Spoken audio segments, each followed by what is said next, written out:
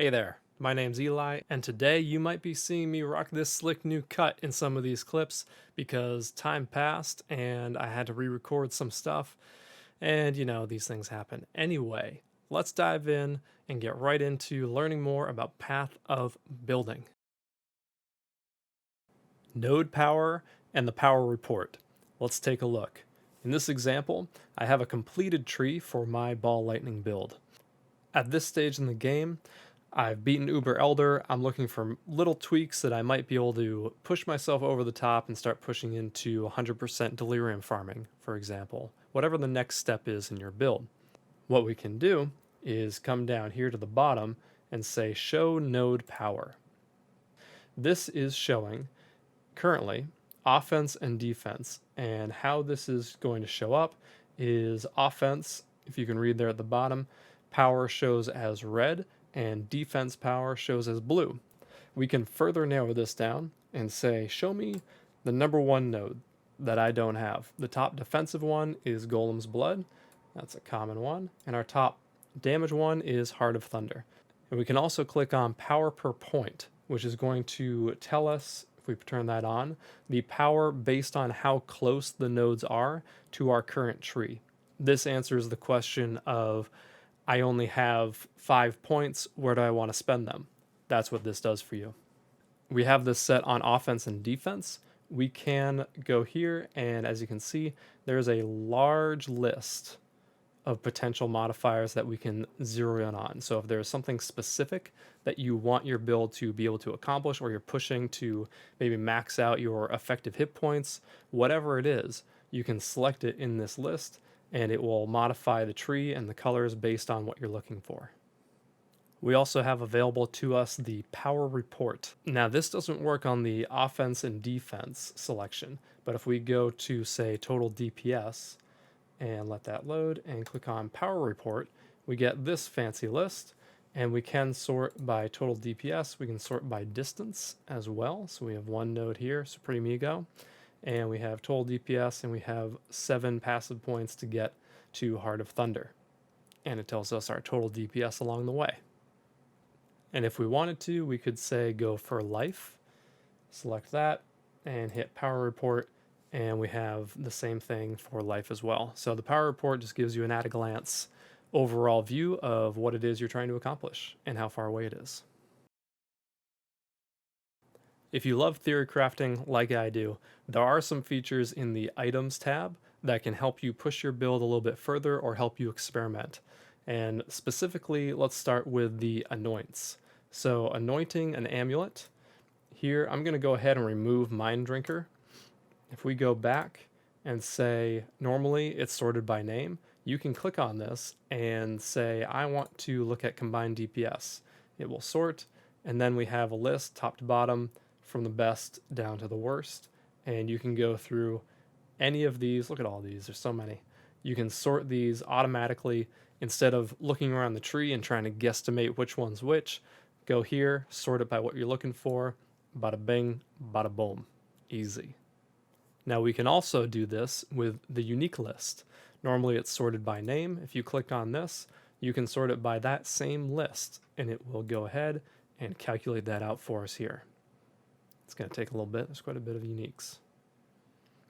Boom. Indigon. Right here. Does this fit in the build? Does it not? That's up for you to decide as the theory crafter or the person doing whatever it is you're doing to your build. But the feature is here, and it helps save you a lot of time, does a little bit of thinking for you. You might have noticed there are a lot of drop-down menus in Path of Building with a lot of options in them.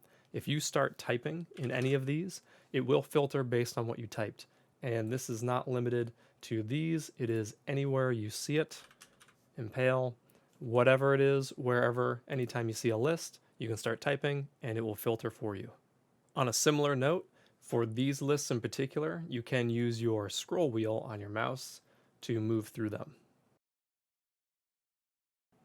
A number of people reached out to me for the starter guide for Path of Building about timeless jewels, and so I reached out to Local Identity 1 to make sure that I got my facts straight before I presented it here to you. And what I got was Path of Building knows what mods can spawn on each timeless jewel, but we don't know exactly where those mods spawn for each jewel seed. So the best way to go about doing this is to place the timeless jewel on your build in the tree where you want it, and then you can right click on nodes and add the modifier that you have. Once you do that, you hit add, and as you can see, we change over to Zealot. Now, once you add a modifier to a timeless jewel, click add, and we see that here. This is then saved to the jewel, so if you bring this over to another build, then it will remember this and you won't have to do it again. When it comes to Warcry builds, there's a very important setting in the configuration tab, which is Warcry calculation mode. The average is going to average out your Warcry usage in terms of, cooldowns, cast times, etc. And you can also select max hit. Watch the average damage there on the left. If you hit max hit for lining up all of your Warcries, that is the damage you put out. While we're looking at an Earthquake build, now's a good time to also bring up in the Calculations tab here. If you have any skill that has a radius to it, you can mouse over down here under Skill Type Specific Stats, mouse over Radius, and it will show you not only what your current radius is, your character there is in the center of that white dot, it will also tell you what your next breakpoint is to hit that next outer layer. So you can see here the next breakpoint is 20% increased or a 7% more multiplier. And this will change depending. So if we say, let's look at the Aftershock, we now have a radius of 46, and you can see that change there. In my starter guide video, we focused mostly on damage output, but let's take a look at our defenses, because one of the core questions that you need to ask for a build that you're working on or one that you're going to play is, what is the effective health pool? Now, your total life pool, as you can see here, is 4,000 on this ball lightning build, but our effective health pool is 13,842. Now this is broken down by physical and then all of your elements and then chaos, right? So it all kind of travels down. So this is our physical, this is our lightning, and so on. So it takes into account your block chance, your dodge chance, your evasion, your armor. This character has no armor, so it doesn't really come into effect, but we'll talk about that in a second. So one of the things I want to focus on here is that if you scroll down to effective hit pool, you can see average chance not to be hit, chance not to take damage when hit. It's looking at these things and calculating it all out to give you your total health pool. Now this isn't bad, but it also does update in real time here, as you would expect. So if we put on Veil Grace, you can see down here we have 20% chance to dodge. We turn on Veil Grace, we have 55-55, and we come back to calcs and boom, takes that into effect. The effective hit point pool, while we have Veil Grace on, as you can see, our total life is 4,000, but our effective hit pool is actually pretty high. This is where you can start to see the power of things like increased duration. So if we have Veil Grace on and our effective hit pool jumps up by, like 11,000 hit points for physical damage and about 39,000 hit points, 39.5 for our elemental damage, even more so for fire, then making Veil Grace last longer is really quite powerful. And so this feeds back into our theory crafting of the build and asking ourselves, okay, do we want increased skill effect duration perhaps on the tree? Is that worthwhile to our overall defensive metrics? Now, I mentioned armor. So this ties back again to my starter build video where I said, look at the configuration page, look at our conditional statements here to make sure that when you're looking at a build, you can see what the developer of that build has in mind for what buffs they have and what debuffs the enemy has to make sure their damage output is realistic. Same thing goes for the defense. Now, when we're talking about armor specifically, we can zero in on that. Enemy hit damage is defaulted the same way it is in-game. This is mostly lower damage hits. So if we go over to calculations, we can say mouse over here under armor, physical damage reduction, enemy hit damage is defaulting to 1233. That's not really a big hit. We don't really care about that. So if we go back here and put in a real hit, like let's say a 10,000 damage hit, right? And we go back here, then we have 1% damage reduction. This build has no armor. So let's go ahead and just toss that in real quick using our edit. We can go down here, kind of like we did in the original video, or the first video, plus 5,000 to armor. And we'll hit save, and that shows up as green or teal, so we know that's real. Go back to calcs. There you go.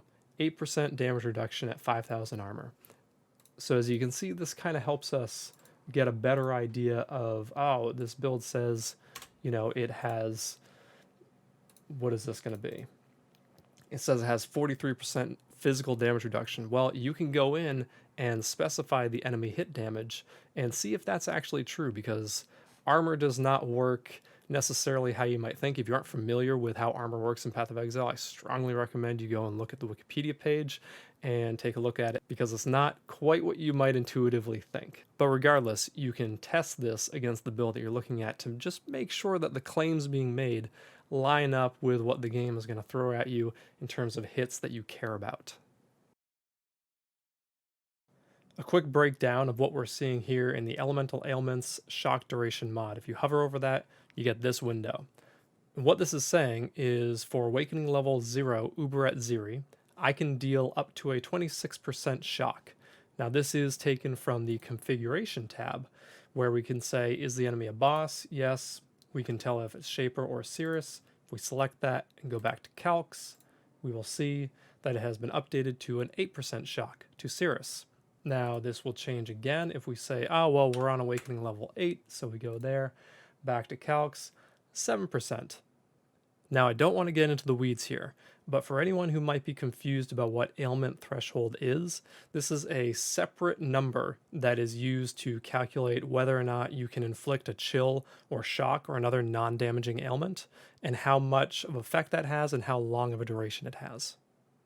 Its primary purpose is to allow you, the player, to actually inflict non-damaging ailments on boss monsters. Another thing you can do with this calculation, say you're using skitterbots or shock on focus, things that give guaranteed shock levels, you can put in effective shock and say, you know what, I have a divergent skitterbots, and that gives me a 19% chance to shock, which will then get factored in here. It actually doesn't change my percentage here, but you can see here it says 19% is my current shock, which means these numbers are calculating now based on if the enemy already has a 19% shock, what can you do? In this case, still only 7%.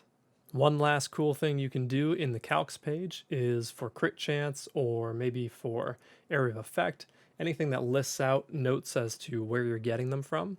You can click on it and then go over here under source name, and you can go on the tree and it will point out where on the tree you're getting it from.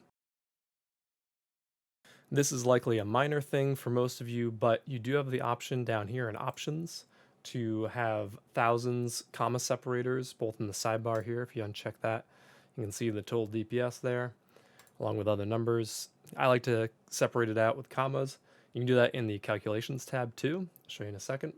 And you can also change the node power colors, red, green, green, blue.